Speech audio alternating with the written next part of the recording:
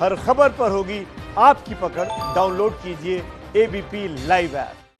अब आगे बढ़ते हैं। मास्टर स्ट्रोक की जो अगली खबर है वो महाराष्ट्र से है, जहां इन दिनों कंगना रनौत और शिवसेना की जंग छिड़ी हुई है। इस लड़ाई में अब तक कंगना की तरफ से पीओके, बाबरी सेना, कश्मीर पंडित का कार्ड चल गया था। आज कंगना का समर्थन कर रही बीजेपी दाऊद को ले आई है। क्या है ये मामला और क्यों दाऊद का ये विवाद, कंगना वाला जो विवाद है, पूरी तरह से राजनीतिक रंग ले चुका है? देखिए इस रिपोर्ट में।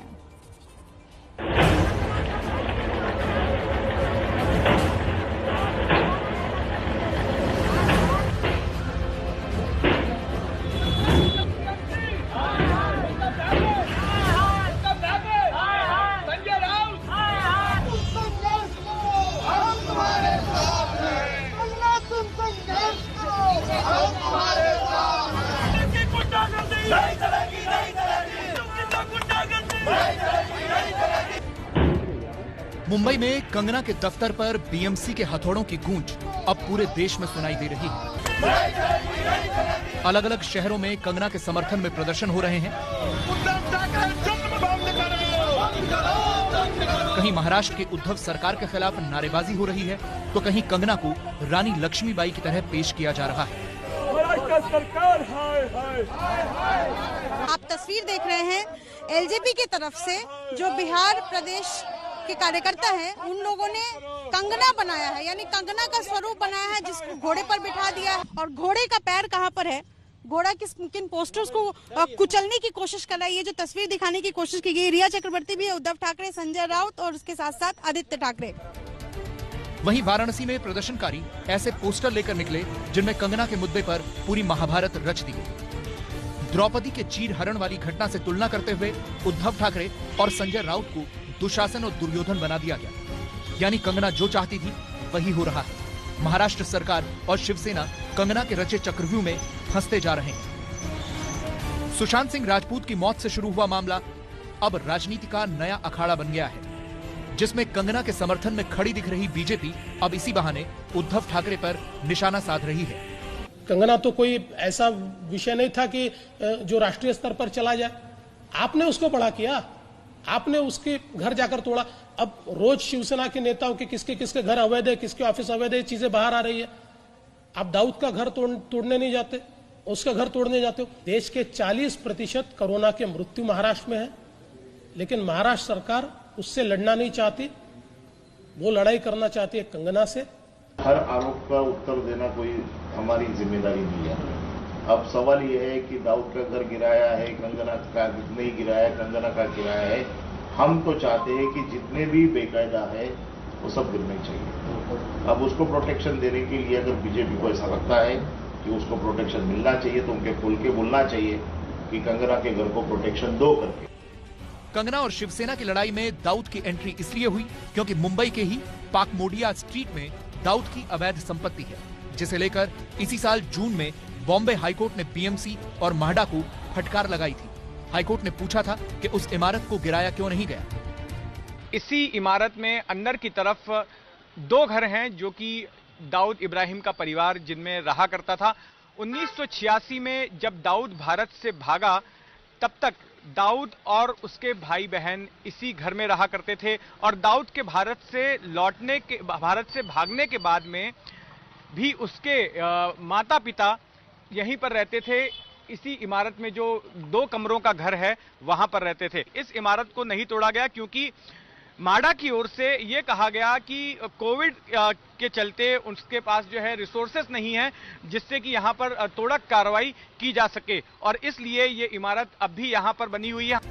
कंगना का दफ्तर तोड़ने और दाऊद की अवैध संपत्ति को छोड़ने की बात कहकर देवेंद्र फडणवीस ने उद्धव सरकार को कटघरे में खड़ा कर दिया।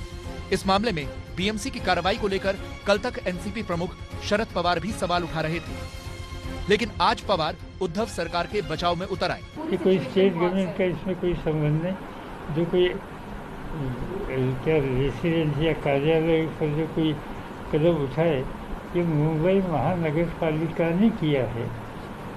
जहाँ तक मेरी इंफॉर्मेशन है, वो BMC बॉम्बे म्यूनिसिपल कॉर्पोरेशन के जो रूल्स रेगुलेशंस थे वो इसके दूर जाने का काम पूरी किया, तो कई जगह पर महानगर पालिका ऐसे कदम उठाते हैं। ऐसे कदम हमने उठाए, ऐसा एक्सप्लेनेशन मुंबई महानगर पालिका के तरफ से आया है। मुंबई की तुलना पीओके से करने वाले कंगना के बयान से जो विवाद शुरू हुआ वो अब उद्धव सरकार के गले की फांस बन गया है। इसीलिए शिवसेना से अब न आगे बढ़ा जा रहा है और न पीछे हटा जा रहा है। कल संजय राउत ने कहा था कि कंगना का मामला उनके लिए खत्म हो गया, लेकिन आज फिर सामना में जो लेख छपा उसमें कंगना को लेकर टिप्पणी की गई। कहा गया कि कंगना रनौत पर नई अफीम का नशा है और बीजेपी बिहार में राजपूत वोटों के लिए कंगना का इस्तेमाल कर रही है। सामना के इस लेख के जवाब में कंगना ने फिर एक ट्वीट कर दिया। इस ट्वीट में उन्होंने बाल ठाकरे के एक पुराने इंटरव्यू को पोस्ट करते हुए लिखा, बाला साहब ठाकरे मेरे सबसे पसंदीदा व्यक्तित्व में से एक हैं। उनका सबसे बड़ा डर था कि किसी दिन शिवसेना गठबंधन की राजनीति में फंसकर कांग्रेस की तरह बन जाएगी। मैं जानना चाहती हूं कि आज अपनी पार्टी की हालत देखकर उनकी आत्मा को कैसा लग रहा होगा। इससे पहले कल कंगना ने शिवसेना को सोनिया सेना कहकर तीखा तंज किया था और उद्धव ठाकरे को वंशवाद का नमूना बताया था। कंगना जानती हैं कि इस तरह खुलकर शिवसेना से टकराने के लिए उन्हें बीजेपी के समर्थन की जरूरत है। इसीलिए उनके सारे ट्वीट अब उस राजनीति से भरे हुए हैं जिसमें बीजेपी के सारे विरोधी निशाने पर हैं। आज उन्होंने सोनिया गांधी पर भी सवाल उठाया और पूछा, सोनिया गांधी जी, क्या एक महिला होते हुए भी आपको इस बात पर गुस्सा नहीं आता कि महाराष्ट्र में आपकी सरकार मेरे साथ कैसा बर्ताव कर रही है? जिस तरह आपकी सरकार महिलाओं का उत्पीड़न कर रही है और कानून व्यवस्था का मजाक उड़ा रही है, ऐसे में इतिहास आपकी चुप्पी और उदासीनता का आकलन करेगा। कंगना के ये ट्वीट और उनके तीखे तेवर देखकर शिवसेना और कांग्रेस विरोधी नेता अब अपना समर्थन लेकर उनके घर तक पहुंच गए हैं। रिपब्लिकन पार्टी ऑफ इंडिया के रामदास आठवले ने पहले कंगना रनौत से मुलाकात की और फिर वो उनके लिए न्याय की मांग के नाम पर महाराष्ट्र के राज्यपाल से भी मिलने चले गए। आठवले ने राज्यपाल से मिलकर कंगना को मुआवजा दिलाने की मांग की। मैंने उनको सूचना दी है कि भाई महाराष्ट्र सरकार को आप बताइए और जो भी अन्याय हुआ है उनको कॉम्पेंसेशन मिलना चाहिए। उनका ऑफिस दोबारा खड़ा करने की जिम्मेदारी मुंबई महानगर पालिका की है। तो ये मैंने उनसे बात की है और राज्यपाल ने बोला है कि मैं ध्यान दे दूंगा।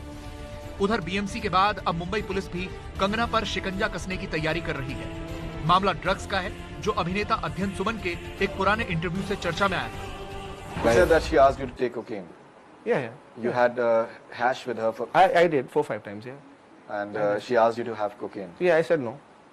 I didn't want to do it. And she took it regularly? Well, I didn't see her taking cocaine regularly, but I've heard that she did.